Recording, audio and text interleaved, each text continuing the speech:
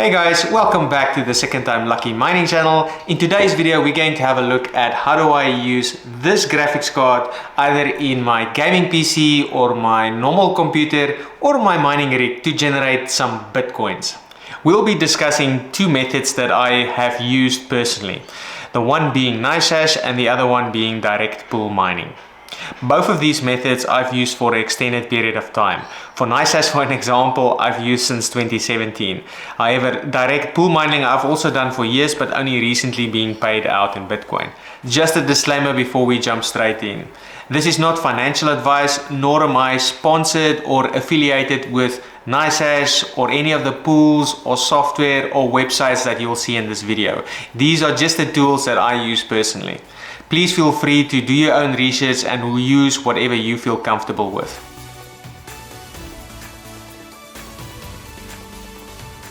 Okay, so the first option is Nicehash. So in the mining community, there's definitely a clear divide between people that are fans and that enjoy using Nicehash and then those that are not. For me, I've used Nicehash since 2017. Obviously not all the way through to today, but on and off, I've definitely used Nicehash before. I've also experienced Nicehash from when they started and then when they got hacked and then what the platform is today. So I'm not really a fan or I hate Nicehash. This is more of a review of a option. So it's definitely an option that is there. And again, disclaimer, I'm not currently using Nicehash in my personal capacity. So I have used it up until a couple of weeks ago, but not personally today. Okay, so what is Nicehash? The easiest way for me to explain that is if I go to their website, nicehash.com here, and go to the About page. They were founded in 2014 according to them and is now the world's leading cryptocurrency platform for mining and trading. I don't know, that sounds like marketing to me, but I don't know how that would be quantified. I definitely didn't use them in 2014. I only started using them in 2017. But the way that I like to look at it is they basically serve as the middleman that connect miners or people with computational power with people that would like to buy hashing power. They also have a crypto trading platform, but I haven't personally used that. Besides being that middleman, they obviously do provide software as well, and then we will have a look at some of that software today. A good example is they actually have mining software, so the Quick Miner, and then the old school mining application that I have on my machine, and they also have an OS. If I just scroll down, the sheer amount of people that are using it, so according to them, they operate in over 190 countries, and there's more than 1 million people sort of providing hashing power. So it's quite a lot, and there's a lot of people that use it. So if I just scroll back up, so the big key thing here to take away around what is Nicehash is they basically serve as a middleman, and them being a middleman, there are obviously some pros and cons to it, and we will discuss the pros and cons. But being a middleman, they will obviously take a cut and make their profit, and there will be some risks, and we'll talk a little bit later around what are those risks and what you could do to mitigate some of those risks. Okay, so before we start creating an account and downloading software and hashing away, what can we expect to make from using this platform? So as I mentioned earlier, the platform has evolved massively since when I started using it to what it is today. I mean, today there are Discord channels, there are Facebook groups, there are a lot of people that are using the platform that are helping others. So the community that use Nicehash is actually quite big and is very helpful. And then Nicehash also has some nice tools built in to sort of help you to decide or around what hardware should you be buying, or gives you a rough estimate around profitability. So let's use that tool now. So if I go to mining here at the top and then go to their profitability calculator, you've got two options really to calculate profitability. You can auto detect your hardware. Personally, I don't like to use this because it wants to install something on my computer, which I'm always fundamentally against. So I normally use this manual selection option. So if you just go on manually, in here you can select your currency and then your electricity cost per kilowatt hour. So these are my costs, and then you can select or enter your device.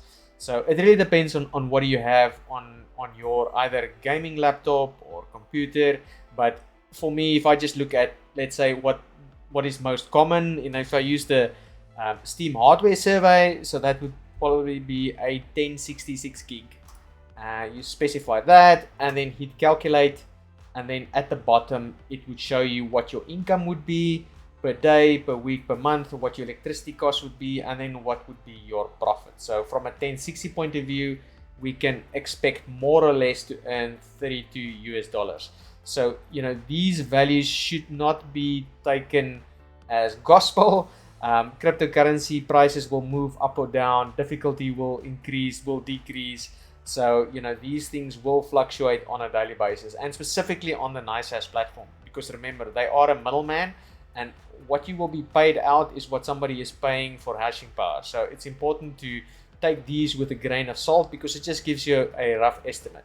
So if you scroll a little bit further down, they will also show you sort of, you know, what algorithms. So these are probably one of the pros from a Nicehash point of view is, you know, they will be doing algorithm switching depending on what your graphics card can do. And again, we'll come to that, but here you can sort of see, you know, what algorithms are most profitable at this specific point in time, and then what's the hash rate, and then potentially the wattage. So these values are not always 100% correct, so don't look at them, you know, as gospel again. So this is just, again, a rough estimate. So this just gives you an idea of what you can expect to make from your computer or mining rig. Now that we've determined if our hardware is profitable or not, and let's assume it is, so in this case the 1060 is, how do we get started? So there's the big fat orange button on the top right, so we'll click on get started, and then we would obviously need to create a Nicehash account. So we would need to specify an email address, a password, select the country that we operate in, and go through the terms and conditions and specify create account. So I already have an account, so I'm not going to create a new account, but you will obviously need to go through that. Once the account is created, we will now go and log into the account and have a look at what is the options next. Okay, so once you have registered and logged in, it will take you to this dashboard. So the dashboard will give you an overview of your mining status. So it will show your active rigs, inactive rigs. So as you can see, I've got 0 active, 2 inactive, the one being my mining rig, the other one being my gaming PC. It shows you your current mining profitability, your total assets. So you can see here I've got nothing. Also shows you your recent activity. So as you can see here, these green little indicators of a mining or a pickaxe shows mining payouts, and then this little arrow pointing upwards is when I withdrawn from Nicehash. So I would definitely recommend people to withdraw. So as I mentioned earlier, Nicehash got hacked and I lost everything, but they did pay everything back over an extended period of time. So the key word there is extended period of time. So it took a long time to get everything back, but I eventually did get it back. Anyway, so it will take you to the dashboard. A quick little trick, you know, as you can see here, currently it's got everything in BTC displayed on here. So what you can do is if you click on the wallet here and you go to this assets, you can show the assets. If you click on BTC here, it will change to USD. If you go back to the dashboard, it will now show you at least the US dollar value as well. So that's just a little trick, you know, if you would like to view stuff in dollar terms. For me, I quite like doing that. Alright, so let's get started. How do we start mining? So for that, we need to click on the mining tab here on the top, and then we're going to click on the button here on the right hand side that says download miner or add ASIC. So for the miners, there's actually 2 options provided by Nicehash, one being the Nicehash quick miner, which they are recommending for all NVIDIA GPUs, and there's actually a good video out from Nicehash on how to install that and how does it work. So I'll definitely link up that video in the description for you guys to have a look at.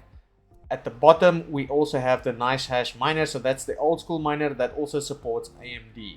So this is the one that I'm going to be using, as I currently have a AMD GPU in. Something else though is Nicehash tweeted out on the 24th of December that the quick miner is now going to get support for AMD. So I haven't managed to get my hands on that actual version of the quick miner. However, it's something that I'll look out for. But I would imagine there will be lots of bugs and issues with it at the start, so I probably wouldn't even be using that, at least until it's nice and proven and tested. So what I was going to do is I'm going to click on this Nicehash miner here and then download the Nicehash miner. So you can see at the bottom it's going to download the actual software. I'm going to click on it, select open, and then it will actually go through next, install, and then it will install the actual Nicehash miner. So once it's finished, I'm just going to click on this finish button and actually open up the miner. Okay, so once you finish the installation and click finish and it launched the actual application, it should open up similar to what I have here. There's a couple of things that I normally go and check and change once it's logged in, so I'll quickly take you through that. So for that, I would go to options here, and then I would first go and have a look at the wallet address, because the last thing I want is to be mining to somebody else's wallet address. So I would go and confirm if this address that's in the miner is actually my mining address in Nicehash. So what I would do is go back to the Nicehash platform, and then in the mining tab, there's a mining address here. So you can see if that is the correct miner that you've got there. You can also double check that against the wallet address. So if you click on wallet here, go to your Bitcoin wallet, and then if you go to deposit and then show BTC address, that will be the Bitcoin address of your wallet. So I would just go and confirm, is that the same one that I've got on the miner. The other thing that I would do is, if I go back to options, is I would change the worker name. So if you have more than one, it's just nice to, so you know which one is which as soon as you go onto this platform or the dashboard later on. The other thing that's quite important from a latency point of view is the server location. So it's important that you try and connect to the servers closest to you from a mining perspective. So I would definitely go and have a look at that. So as you can see here, currently it's connected to Europe, so that sucks for me. There's not something in Asia, so it's just something that I would have to deal with, unfortunately. And that is also one of the reasons why I moved away from Nicehash. But anyway, that's be it what it is. So if I go back to dashboard here, the next option was obviously to start mining. So what you would do is click on start mining, and then first off, you know, it wouldn't start a miner like what I'm seeing here, but it would go and benchmark. So benchmarks is important. So if I just stop that for a second, because that's when it will work out what is the hash rates across various different algorithms. So it's important for it to switch between different algorithms from a profitability perspective. So more information on that. So if you go to benchmarks here, you can see here exactly. So for my Radeon RX 6800 XT, you know, what are the algorithms, what is the different miners, and then you can see sort of what it measured as the benchmark speeds. So if you are familiar with some of these speeds and you're not happy with it, you can change the algorithm, or at least the speed here. So you can go on to edit or change, and then you can manually go and change the speed or the power usage if you want to. You can also switch on and off certain algorithms and then certain miners in case you need to. Something else that is actually quite cool is, you know, some of these miners now support some overclocking commands. So stuff like your memory clock or your core clock, you can actually lock it in the screen on the miner specifically for the algorithm. So that's actually quite cool. So I know ND Miner has done that recently. So the days of using MSI Afterburner is hopefully in the past. So what has happened to me and why this, I think it's so cool, is, you know, in the past I would tweak my overclocks and then start mining. I would get some friends or whatever to start playing games. I would then just stop the miner and go straight into the game, and then my overclocks or is still my mining overclocks, and then obviously my mining or gaming performance is tanked. So, you know, that is something that Nicehash now makes easy, or at least some of these miners, so you can specify some of these commands so that, you know, your overclocks is within the miner, within the algorithm. So you can keep your GPU at default or whatever you want it normally, and then as soon as it starts mining, it uses those overclocks. So it's something that is cool, but I'll do a separate video specifically on that. So the last thing is just to start mining, right? So you would just click start mining, and then, you know, it will first benchmark, but, you know, for me, I've already benchmarked, and it will actually start mining at the end of it. Okay, so now that I'm mining, how do I get paid, and when do I get paid, and probably more importantly, how do I move my money away from Nicehash? So for that, I'm gonna go to the mining tab here, and then what you would see is your mining rig here at the bottom. So, what is it mining? If it was mining, so I'm obviously recording, so I'm not mining at the moment, but you'll see the temperature, the load, the fan, and then obviously the algorithm here at the bottom. So there are these buttons on the right hand side that actually work quite well with a quick miner, where you can actually manage starting and stopping and changing the overclocks or the intensity of what you are mining on the website. So that actually works quite well. The other thing is, when am I getting paid and how am I getting paid? So what will happen is your unpaid mining balance here will start ticking up, and then every 4 hours or 6 times a day, Nicehash will move or pay the unpaid mining balance into your Nicehash Bitcoin wallet. So they will do that 6 times a day or every 4 hours. So what does that look like practically, and actually does it work? So if I click on my wallet here, click on my Bitcoin wallet, and if I scroll down a little bit further down, you would be able to see that, if I take the 28 as an example, I received at least, what's this, 1, 2, 3, 4, 5 payments from Nicehash into my Nicehash Bitcoin wallet specifically for mining. So that's what this green little icon indicates. And then, what do I do, and what I would encourage other people to do as well is, move your money periodically out of the Nicehash platform to wherever you would like to move it to. So, there are fees and there are minimum amounts. So I think the minimum amount, the last that I remember, is 0.0005 Bitcoin. So on the price of Bitcoin, that's about 20 US dollars worth of Bitcoin. And then there will be fees. So the fees are not massive, but there are fees, as it's any blockchain transaction done on the blockchain. So it's important to note that there will be fees when you move your money out of this wallet to somewhere else. But I would definitely encourage people to do this. As I mentioned, they have been hacked before. Withdrawing from Nicehash is really easy. You would just specify withdraw and then specify your Bitcoin address, and that's where you'll see the minimum amount and the network fees attached to that. So from a Windows perspective, using Nicehash, that's about it. You can also do something similar in HiveOS. So if you've got a mining rig and you're currently using HiveOS and you would like to be paid out to your Nicehash account, you can do that. So if I quickly jump to HiveOS into my farm, so what you would need to do is set up a specific flight sheet. So if I go to flight sheets, I would go and create a new flight sheet. Let me go and create one.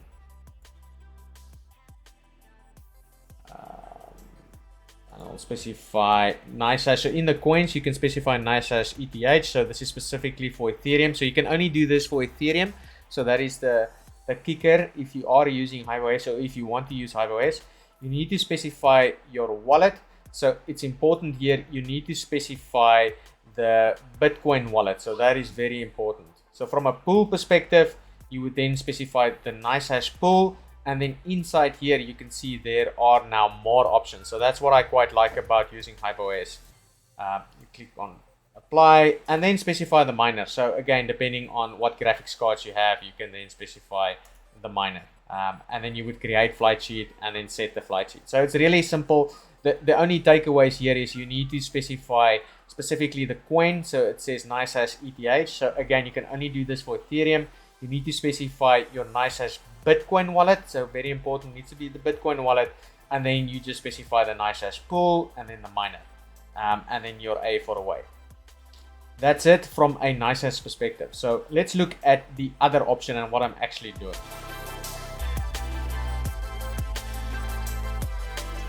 So the next option is actually pool mining, and that's the one that I'm currently doing at the moment. So for this, we will specifically be talking about pool mining Ethereum, but then getting paid out in Bitcoin. So for that, we'll be using the 2miners pool. So if I go to 2miners.com, and then you can see here, I'm actually slow. So on the 29th of October last year, that's when they've introduced this. So you can be paid out mining Ethereum in BTC, on Bitcoin and Nano. So I'm really interested in Bitcoin, not really Nano. So I'll be using the BTC option. So for that though, I'm going to click now on, because we will be mining Ethereum. So we'll click on Ethereum, and then inside here, they've got a quick start. So we'll click on quick start. And then here they would show you the different steps in the process. So first you will obviously need a wallet. Then we would need to download a miner. and then we would edit the bat file to specify obviously the pool and then our Bitcoin address, and then off we go. So it's really that easy, and we are in control of where do we mine the Bitcoin to. So it's quite nice. So let's go through that process. So first off, I already have a wallet, so I don't need a wallet. So next up, I need to download mining software. So as you can see here, they've got two options. Specifically for Nvidia, they've got T-Rex miner, and then for AMD, LOL miner. So I'm just gonna click on guide how to use. I'll click on that. So as you can see here, they've got a step-by-step guide of how to download LOL miner. Next up, I'm going to download LOL miner. So for that, I would go to its GitHub page. I would encourage you guys to only go to the GitHub page for the appropriate miner that you would like to download, to make sure you get the official version of the actual miner. I'm always scared if there's potentially encrypted or viruses or anything like that inside installation files. So I always make sure to get it from the GitHub page. So I will go to the GitHub page for LOL miner. I'll go to releases, and then I'll have a look at the latest release. Click on that, and then in here I would get a Windows or a Linux miner zip file. So I would click on the Windows one.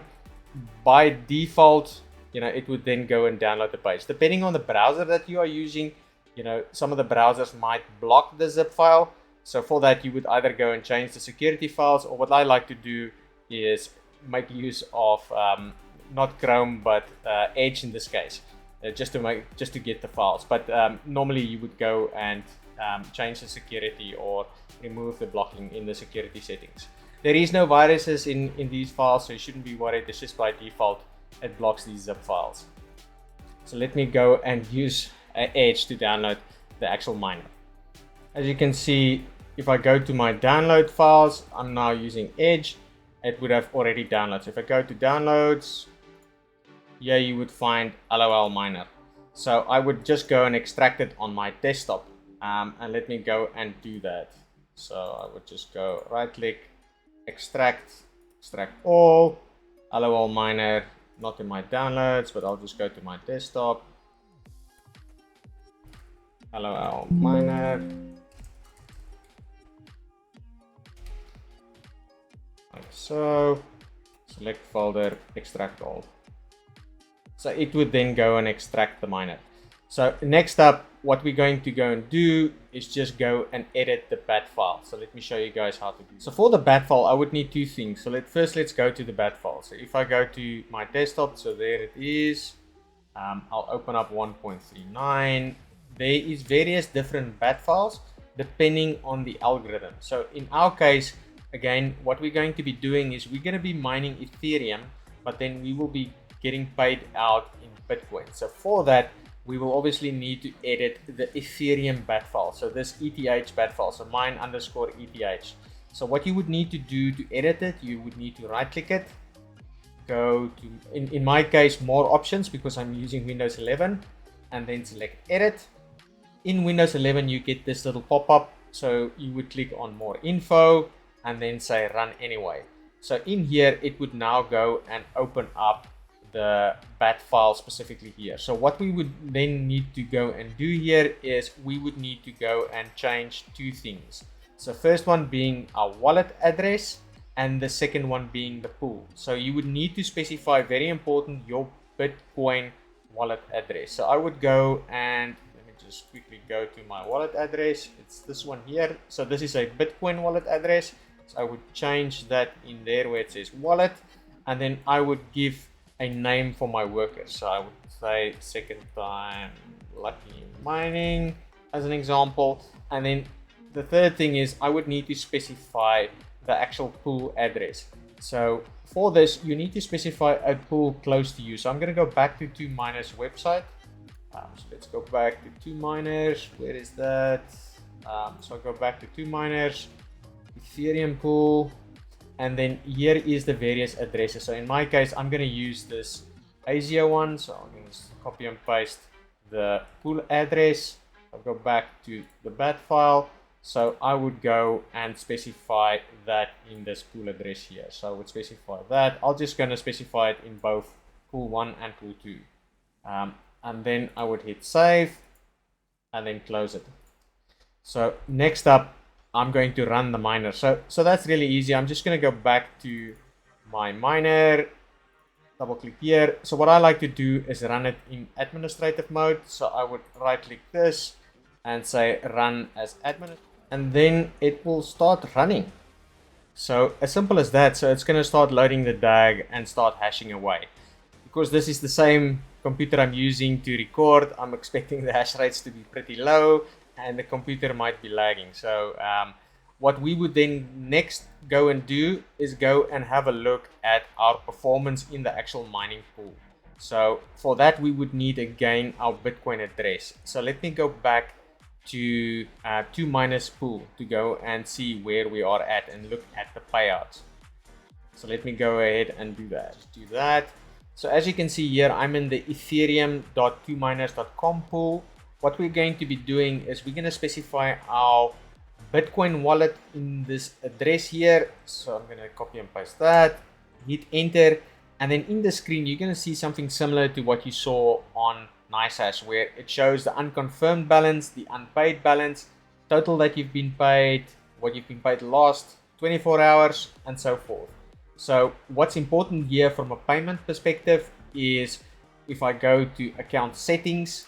So as you can see here, currently the minimum payout from a 2miners perspective is 0.005 Ethereum. So that works out at similar again to Nicehash at around 20 US dollars at this specific point in time. So 2miners will only pay out again once a day once you reach this specific threshold. So that is 12 UTC time. So it's important to note of the timing. So it will only pay out as soon as you hit this threshold. You can change this minimum payout if you would like. So for that, you would just need to specify your IP address. So it's important this needs to be your external IP address.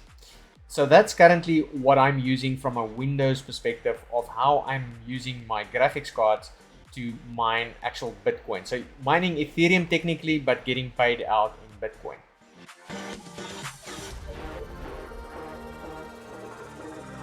So now that we've seen both options, let's have a look at the pros and cons between the different options. So what I've done is I've put together a little sheet that I'll talk through where I consider at least the pros and cons. So from a Nicehash perspective, on the pro side, the algorithm switching. So I think that's quite a big thing for Nicehash in their favor. The ability to switch between different algorithms depending on what's more profitable.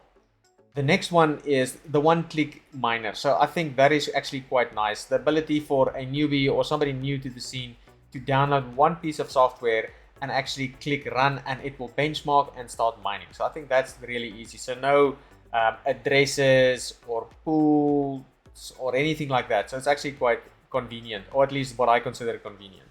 And then the next one is the regular payouts. So the ability for Nicehash to pay into your Nicehash wallet every 4 hours is quite nice. And then you can extract at any point in time from the Nicehash wallet, with the caveat that you just need to meet the minimum criteria of $20. So I think those are the pros, at least in my opinion, from a Nicehash. So on the Nicehash cons perspective, the big elephant in the room is the fact that they've been hacked before. Yes, I lost everything that I had with them. Yes, they did pay it back, but over an extended period of time. So I think it was about 10% a month. Can it happen again? Who knows? That might happen again. The next one is that the payouts depends on what people are paying. So what I mean by that is, remember, Nicehash is a middleman. So people buy hashing power. So the price that you get is what somebody is willing to pay for that hashing power. So it's just something to note off of. The next one is, Nicehash obviously is a corporation and they are a middleman. So they will charge fees for brokering the deal between somebody that's buying hashing power and then you obviously mining. So it's just important that, there will be fees for that middleman at the end of the day. So next, pool mining, specifically 2miners on the pro side. So the higher payouts. So the fact that you're cutting out the middleman would theoretically mean that you're getting higher payouts. So there has been other channels doing testing between 2miners versus Nicehash. And I'll leave a link to Red Panda's video where he showed that he actually got more from 2miners.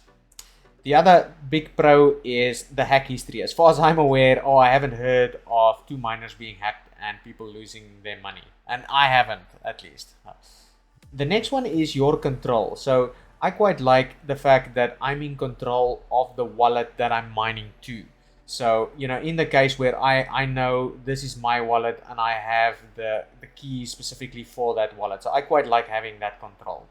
And it cuts out an extra transaction. So, what happens with Nicehash is it mines to the Nicehash wallet and then you need to move it out of that.